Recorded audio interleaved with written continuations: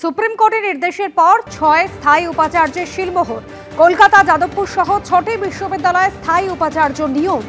কলকাতা বিশ্ববিদ্যালয়ে উপাচার্য হচ্ছেন আশুতোষ ঘোষ, যাদবপুর বিশ্ববিদ্যালয়ে উপাচার্য হচ্ছেন চিরঞ্জীব ভট্টাচার্য, গৌড়বঙ্গ বিশ্ববিদ্যালয়ে উপাচার্য হচ্ছেন আশিস ভট্টাচার্য, বিশ্ববাংলা বিশ্ববিদ্যালয়ে উপাচার্য আবু তালেব খান, ঝাড়গ্রামের সাধু রামচন্দ্র মুর্মু এই বিশ্ববিদ্যালয়ে উপাচার্য হচ্ছেন চন্দ্রদীপা ঘোষ, কাজী নজরুল বিশ্ববিদ্যালয় উপাচার্য উদয় বন্দ্যোপাধ্যায়। বিশ্ববিদ্যালয়ের স্থায়ী উপাচার্য হিসেবে ৬ জনকে আচার্যের নিয়োগপত্র এবং ৬টি ক্ষেত্রে মুখ্যমন্ত্রীর প্রথম পছন্দের ব্যক্তিরা উপাচার্য পদে নিযুক্ত হলেন, পোস্ট করেছেন শিক্ষামন্ত্রী ব্রাত্য বসু। ভোটার তালিকার বিশেষ সংশোধন বা এসআইআর নিয়ে তৃণমূলের অন্দরেই শোনা গেছে উল্টো সুর। আগে এই নিয়ে মুখ খুলেছিলেন তৃণমূল সাংসদ সৌগত রায়, আর এবার অনুব্রত মণ্ডলের বক্তব্য এসআইআর চালু হোক, অসুবিধার কিছু নেই। এক পায়ে গিয়ে ভরতপুরের তৃণমূল বিধায়ক হুমায়ুন কবির বলছেন ১২টি রাজ্যে হচ্ছে এসআইআর, আমাদের আপত্তির কি রয়েছে? কোন এসআইআর এনআরসি করে বাংলার একটা মানুষকে যদি এরা ভোটার তালিকা থেকে বাদ দেয়, আমরা ১ লক্ষ লোক নিয়ে নির্বাচন কমিশন ঘেরাও করব। এসআইআর ঘিরে অভিষেক বন্দ্যোপাধ্যায় যখন হুঁশিয়ারি দিচ্ছেন, তখন তার দলেরই একাধিক নেতা বিধায়কের গলায় শোনা যাচ্ছে উল্টো সুর। এসআইআর চালু হোক না, অসুবিধা কি আছে? এসআইআর চালু তো ভালো হবে, কোনো প্রবলেম নেই, ভালোই হবে, খারাপ কি হবে? পরিষ্কার পরিচ্ছন্ন হবে। হ্যাঁ, আতঙ্কের কিছু নাই, ভীতির কিছু নাই, বা সমস্যাও কিছু না। মুর্শিদাবাদ জেলায় এসআইআর চালু হয়েছে, ইলেকশন কমিশনের নর্মাল, ওটা তাদের এখতিয়ারের বহির্ভূত বা তারা করতে পারে। কাজে ১২টা রাজ্য হচ্ছে, আমাদের আপত্তির কি আছে? ইলেকশন করুক, এসআইআর ভালোভাবে হোক, জেনুইন ভোটার যেন বাদ না যায়। মমতা বন্দ্যোপাধ্যায়, অভিষেক বন্দ্যোপাধ্যায় যখন এসআইআর এর নেপথ্যে দুরভিসন্ধি দেখছেন, তখন এর আগে বর্ষিয়ান তৃণমূল সাংসদ সৌগত রায়ও এসআইআর এর মধ্যে খারাপ কিছু খুঁজে পাননি। এসআইআর হচ্ছে সাইলেন্ট ইনভিজিবল রিগিং, চুপি চুপি ভোটার কার্ড চুপি। স্পেশাল ইন্টেনসিভ রিভিশন হবে, তার মানে ভোটার লিস্টটা কিছুটা সংশোধন হবে, সে নিয়ে আপত্তির কিছু থাকতে পারে না।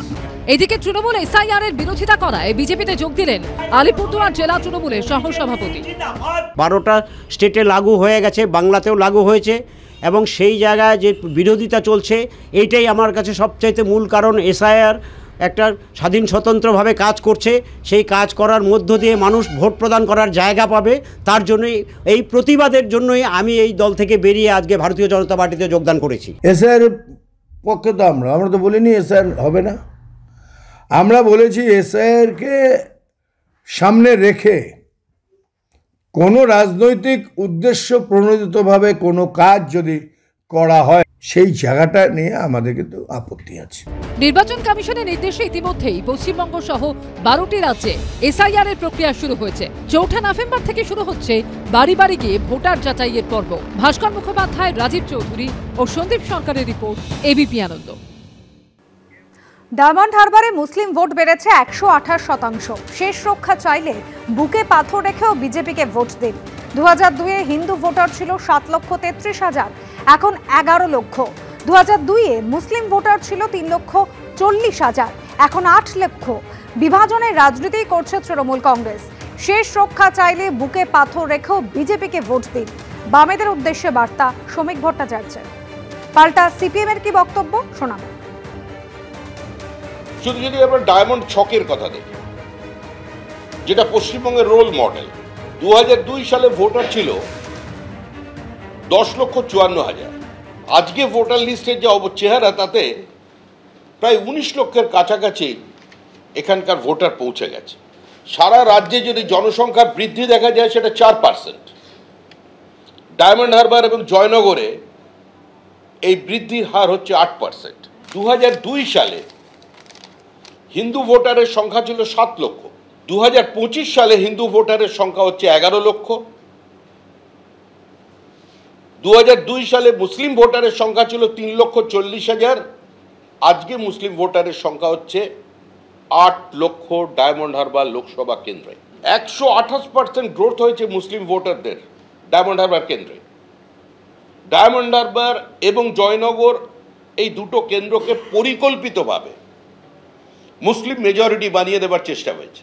এটা বাস্তবসম্মত কিনা? সারা রাজ্যে 4%, জয়নগর ডায়মন্ড হারবারে 8%। এটা স্বাভাবিক গ্রোথ? এখানে রোহিঙ্গা নেই, বাংলাদেশি অনুপ্রবেশকারী নেই। বামপন্থী যারা এতদিন সিপিআইএমকে ভোট দিয়েছিলেন, আমরা বিশ্বাস করি, আমরা আবেদন করছি তাদের কাছে, কংগ্রেসের কর্মীদের কাছে, এবং যারা ঘামরক্ত ঝরিয়ে মমতা বন্দ্যোপাধ্যায়কে প্রতিষ্ঠিত করেছেন পশ্চিমবঙ্গের মাটিতে, তাদের কাছেও, যে আজকে একটা রাজ্য ধ্বংস হয়ে যা গেছে প্রায়, যদি শেষ রক্ষা করবার ব্যবস্থা থাকে, কোনো চান, তাহলে অন্তত এই নির্বাচনে কিছুদিনের জন্য বুকে পাথর রেখে হলেও বাহাতে বোতামটা টিপে দিন, তারপর দেখা যাবে। উনি তথ্য কিছু জানেন না, না জেনে বলেন কেন? এটা ঠিক, ডায়মন্ড হারবার কেন্দ্রে যে পরিমাণ ভুয়ো, মৃত এবং স্থায়ীভাবে স্থানান্তরিত ভোটারের নাম আছে তা পশ্চিমবাংলার বোধহয় কোথাও নেই। প্রতিটি বুথে ওই লোকসভা কেন্দ্রে গড়ে 50 থেকে 70 জন পর্যন্ত ভুয়ো, মৃত এবং স্থানান্তরিত ভোটারের নাম রয়ে গেছে, যাদের নাম নিয়ে বারে বারে অবজেকশন জমা দেওয়া সত্ত্বেও নির্বাচন কমিশন তা গ্রহণ করেনি। এর থেকে বোঝা যাচ্ছে বিজেপি আর তৃণমূলের বোঝাপড়া কি, এই বিভাজনের রাজনীতিকেই পাথর চাপা দিতে হবে। আর অভিষেক ব্যানার্জির গণতন্ত্রকে হত্যা করবার যে চক্রান্ত, সেটাকেও পাথর চাপা দিতে হবে। ভাগাভাগি রাজনীতি চাই না, সবার ভোটাধিকার রয়েছে। 26-এর ভোটের আগে ফের বার্তা মুখ্যমন্ত্রী মমতা বন্দ্যোপাধ্যায়। कोई डिवाइड एंड रूल नहीं चाहिए और हर इंसान का जो डेमोक्रेटिक राइट है, जो जेन्युइन वोटर है, सब जेन्युइन वोटर ठीक से रहे।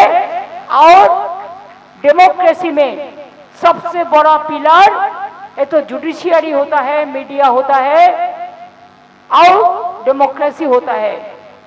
इसको मजबूत करके रखिए। कॉन्स्टिट्यूशन में हर आदमी का एक ही अधिकार जो सबका लिए रहे, कोई डिफरेंस नहीं होना चाहिए। मैं अभी भी कहना चाहूंगी, सबसे बड़ा धर्म क्या होता है? वो होता है मानविकता, वो होता है मनुष्यत्व। নদিয়া কৃষ্ণগঞ্জের পর এবার শান্তিপুর। এসআইআর আবহে ফের বিতর্কে জড়ালেন বুথ লেভেল অফিসার অর্থাৎ বিএলও। এবার শান্তিপুর ব্লকের 185 নম্বর বুথের বিএলওর পরিবারের কারোর নামই পাওয়া গেল না 2002 সালের ভোটার তালিকায়। জানিয়ে তরজা শুরু হয়েছে রাজনীতিতে। এই নিয়ে বিজেপিকে নিশানা তৃণমূলের, পাল্টা জবাব দিয়েছে তৃণমূল। আর ইতিমধ্যে রিপোর্ট পেশ করেছেন শান্তিপুরের বিডিও। রাজ্যে শুরু হয়ে গেছে এসআইআর বা ভোটার তালিকার বিশেষ সংশোধন, যেখানে অন্যতম গুরুত্বপূর্ণ ভূমিকা বিএলও অর্থাৎ বুথ লেভেল অফিসারদের। এদিকে সেই বিএলওদের নিয়েই বিতর্কের শেষ নেই। নদিয়ার কৃষ্ণগঞ্জের পর এবার শান্তিপুর। কালীপুর প্রাথমিক স্কুলের শিক্ষক রজনীকান্ত পাল শান্তিপুর ব্লকের 185 নম্বর বুথের বিএলও, অথচ তার পরিবারের কারুর নাম নেই 2002 সালের ভোটার তালিকায়।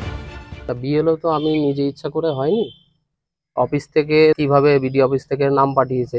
2002 ভোটার লিস্টে আমার নাম থাকার তো কথাও না, কারণ আমার জন্ম হচ্ছে তার অনেক পরে। পরিবারের নেই, আমার বাবা মার নেই, মা মারা গেছেন। আমার 18 বছর হওয়ার পরে উঠেছে, সেটা যতদূর সম্ভব মেবি 14।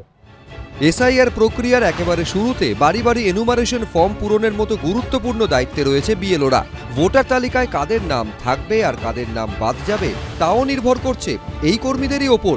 এমনকি 2002 সালের ভোটার তালিকায় কারোর নাম আছে কি নেই তাও খতিয়ে দেখবেন এই কর্মীরাই। এই আবহে বুথ লেভেল অফিসার বা বিএলওদের পরিবারের সদস্যদের নাম 2002-এর তালিকায় না থাকা নিয়ে জলঘোলা শুরু হয়েছে রাজনীতিতে।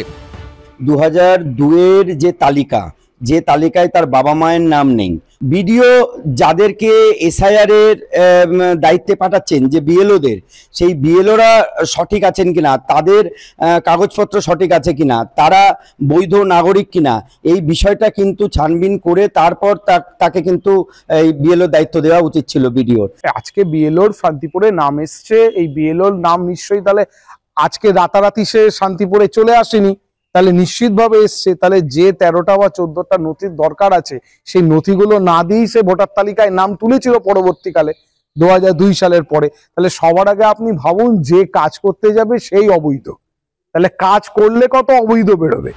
এই প্রসঙ্গে শান্তিপুরের বিডিওর দাবি, ঊর্ধ্বতন কর্তৃপক্ষকে গোটা বিষয়ে রিপোর্ট পাঠানো হয়েছে। নির্বাচন দপ্তর থেকে এবং জাতীয় নির্বাচন কমিশন থেকে একদম বিধিবদ্ধ সরকারি কর্মচারীদের নিয়োগ করতে বলেছেন। তখন নিয়োগের সময় এই প্যারামিটার ছিল না যে 2002 রোলে তার বা তার পরিবারের কারোর নাম আছে কিনা, থাকলে হয়তো সেই প্যারামিটার তাকে নিয়োগ করতাম না।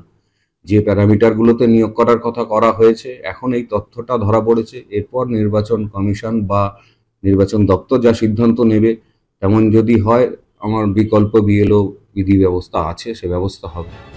সব মিলিয়ে বিএলও বিতর্ক পিছু ছাড়ছে না কিছুতেই। সুজিত মণ্ডল, এবিপি আনন্দ, নদিয়া।